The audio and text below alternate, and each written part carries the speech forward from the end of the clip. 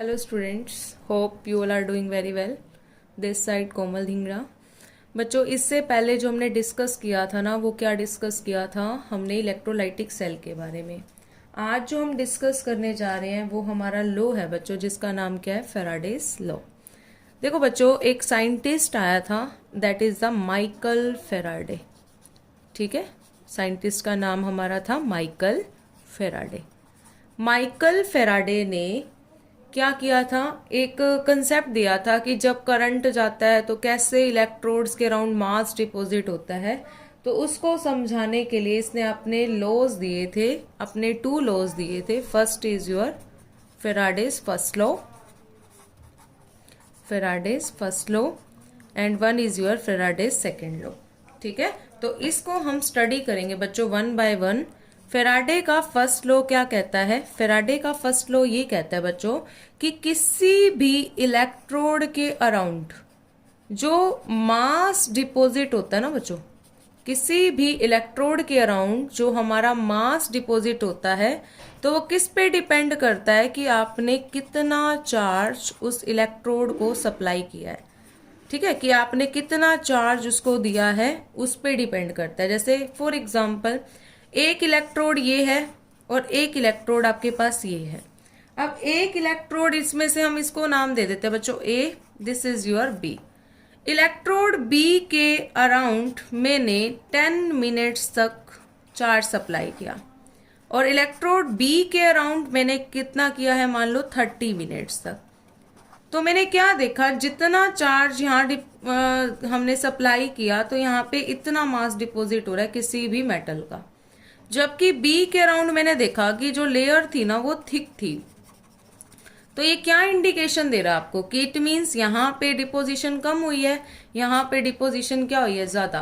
ये क्या इंडिकेशन दे रहा है? कि इट मीन्स जितना टाइम तक हम वहां पे चार्ज सप्लाई करेंगे उतना ज्यादा मास क्या होगा?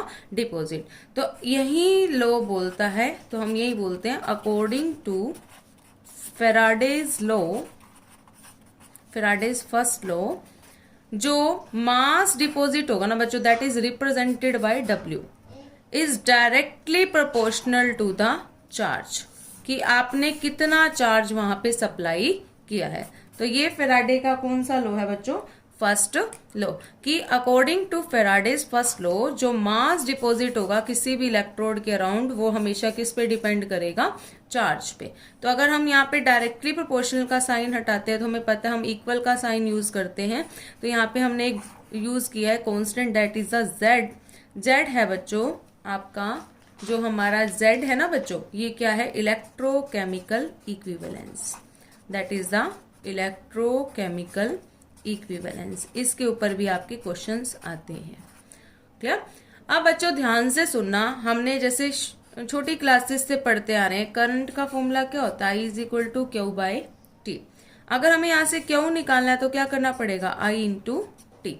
तो यहाँ पे अगर हम क्यू की वैल्यू पुट कर दें तो हमारा ये लो क्या नई इक्वेशन बनेगी, नया फॉर्मूला बनेगा, that is the W is equal to Z I T.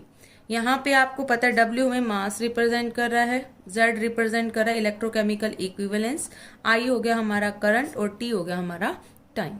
तो बच्चों ये क्या इंडिकेशन मिली कि फेराडे का फर्स्ट लॉ यही बोलता है कि जो मास डिपॉजिट होगा वो हमेशा किस पे डिपेंड करता है? हमारे चार्ज की सप्लाई पे। आप कितने टाइम तक वहां पे चार्ज सप्लाई कर रहे हो। तो आपको फेराडे का फर्स्ट लॉ समझ में आ गया होगा।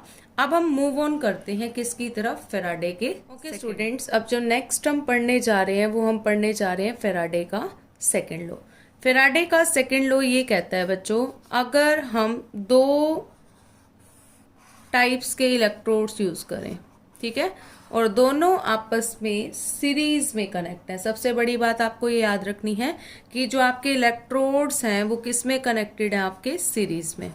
ठीक है, तो मान लीजिए इस तरफ मैंने ले लिया कॉपर और इस तरफ ले लिया मान लो मैंने सिल्वर। क्लियर? तो आपको क्या करना है? दोनों इलेक्ट्रोड्स को सीरीज में क्या कर देना बच्चों? कनेक्ट कर देना। तो ये आपके इलेक्ट्रोड्स आपस में सीरीज में क्या है? कनेक्टेड। तो ये बात याद रखनी है, जब भी आपके, जैसे अभी इधर मैंने आपको बोला कि ये रोड है आपकी कॉपर की, सॉल्यूशन आपका कॉपर सल्फेट का, रोड है Ag की, सॉल्यूशन है AgNO3 का, दैट इज सिल्वर नाइट्रेट।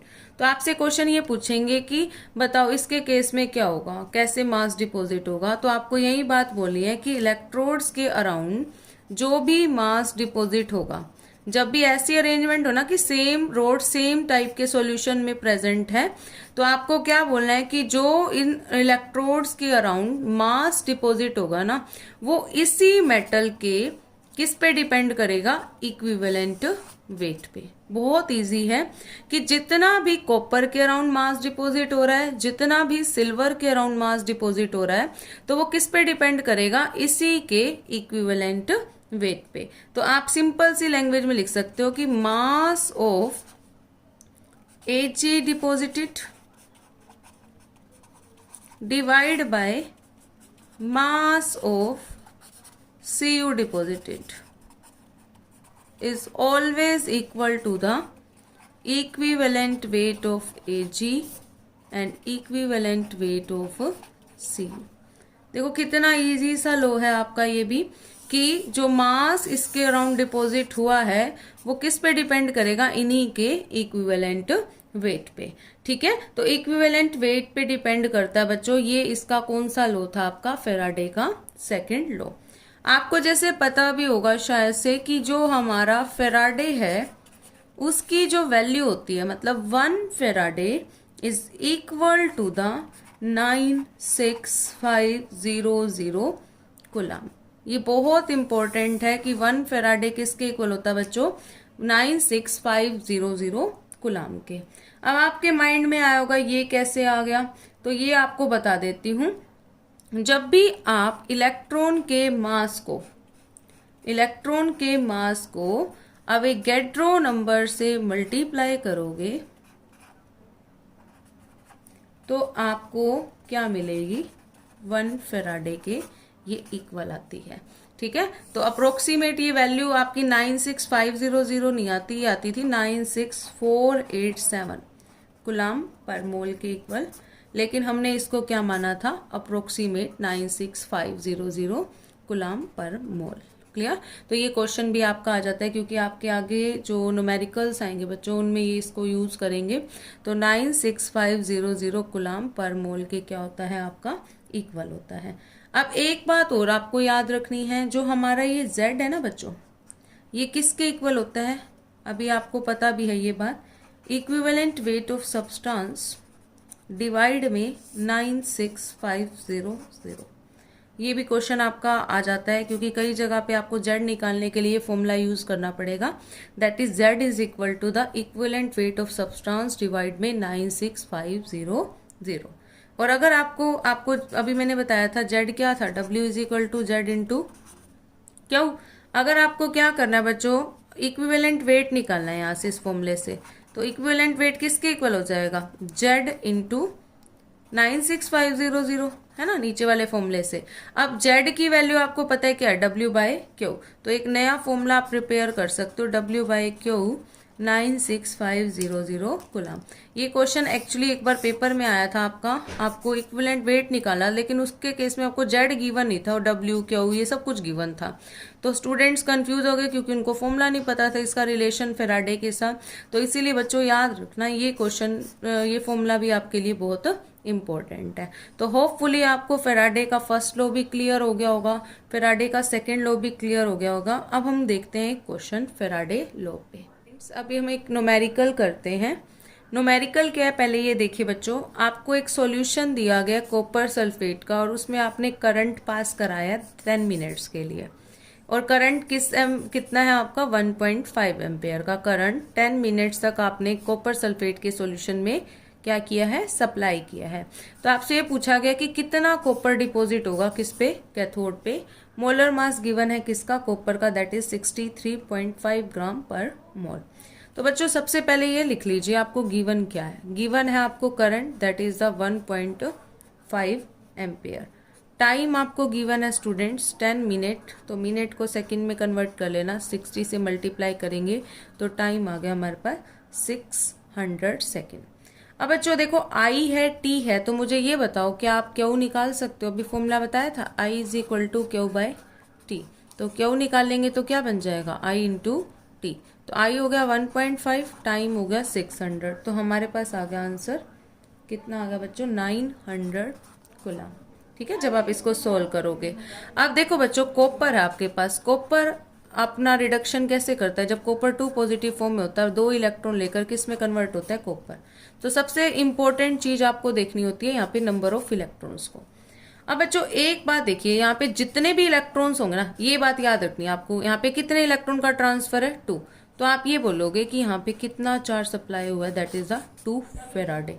ठीक है, अब प्लीज एक बार ध्यान से सुनना, जब आपका 2 फेराडे, फेराडे इज द 9650, जब आप इतना चार्ज सप्लाई करते हो तो हमेशा कितना मास डिपॉजिट होता है आपका, इसके मोलर मास के इक्वल, दैट इज द 63.5 1 मोल। अगर आप एक के लिए निकालोगे तो आप क्या लिखोगे 63.5 डिवाइड बाय 2 इंटू 96500, और कितने चार्ज के लिए निकालना है आपको 900 कूलम चार्ज के लिए, कि इतना चार्ज देने से कितना होगा। तो आप क्या करोगे, जस्ट मोल कंसेप्ट लगा के इस क्वेश्चन को क्या कर सकते हो, सॉर्ट आउट कर सकते हो। तो आपका जो आंसर आएगा ना बच्चों, वो आपका आंसर आएगा कितना 0.296 ग्राम, क्योंकि आपसे मास पूछा गया था ना डिपॉजिट, तो इतने ग्राम मास डिपॉजिट होगा जब हम कितने एम्पेयर का करंट सप्लाई करेंगे, 1.5 एम्पेयर का करंट कितने मिनट्स तक आपका, 10 मिनट्स तक। तो ये ऐसे क्वेश्चन आपके बहुत बार आते हैं एग्जाम्स में, जिससे आपसे मास के बारे में पूछा जाएगा, टाइम से रिलेटेड कोई कंसेप्ट आ गया, तो जस्ट सिंपल है बच्चों, आप बस अपने नॉर्मल रिएक्शन के अकॉर्डिंग देख लेना, फिर 1 के लिए देन कितना चार्ज आपने दिया उसके अकॉर्डिंग आप इजिली क्या निकाल सकते हो, मास निकाल सकते हो। अब जैसे एक बार एक क्वेश्चन ये आया था, आपका MnO4 नेगेटिव से Mn2 पॉजिटिव बन रहा है, और ये पूछा गया था कि कितने फेराडे चार्ज की रिक्वायरमेंट है। तो सबसे पहले क्या करना, Mn की ऑक्सीडेशन स्टेट निकालना, इसको मान लो x। ऑक्सीजन पे जैसे आपको पता है चार्ज कितना होता है -2, तो टोटल ऑक्सीजन 4 है, तो कितना हो गया -8 इज इक्वल टू -1। क्लियर। आप देखो बच्चों, -1 उधर 8 जाएगा तो प्लस का हो जाएगा, तो आ जाएगा +7। तो Mn की ऑक्सीडेशन स्टेट हमारी यहाँ पे आई है +7, और ये किस में जा रहा है, +2 में। तो आपको पता चल गया कि +7 से +2 का मतलब है यहाँ पे कितने इलेक्ट्रॉन का डिफरेंस आ चुका है, 5। तो इट मीन्स 5 इलेक्ट्रॉन का डिफरेंस है, तो आप आंसर क्या बता दोगे, 5 फेराडे। तो देखो कितने इजी कंसेप्ट्स हैं, बस आपको कंसेप्ट समझने हैं और फिर ये बताना है कि हाँ, कि इस केस में हाँ ऐसा हो सकता है कि हम क्या बता सकते हैं कि कैसे हमारे कितने फेराडे चार्ज की हमें रिक्वायरमेंट थी। तो होपफुली बच्चों आज का आपको टॉपिक समझ में आ गया होगा। फेराडे का फर्स्ट लॉ, फेराडे का सेकेंड लॉ, फेराडे के फर्स्ट लॉ और सेकेंड लॉ के हमने क्वेश्चंस किए, और उन क्वेश्चंस को हमने क्या किया, स्टडी किया जब, तो हमने एक चीज देखी कि हम इजीली मास निकाल सकते हैं, कितना चार्ज सप्लाई हो रहा है वो भी निकाल सकते हैं। तो बच्चों लाइक करना, शेयर करना, सब्सक्राइब करना।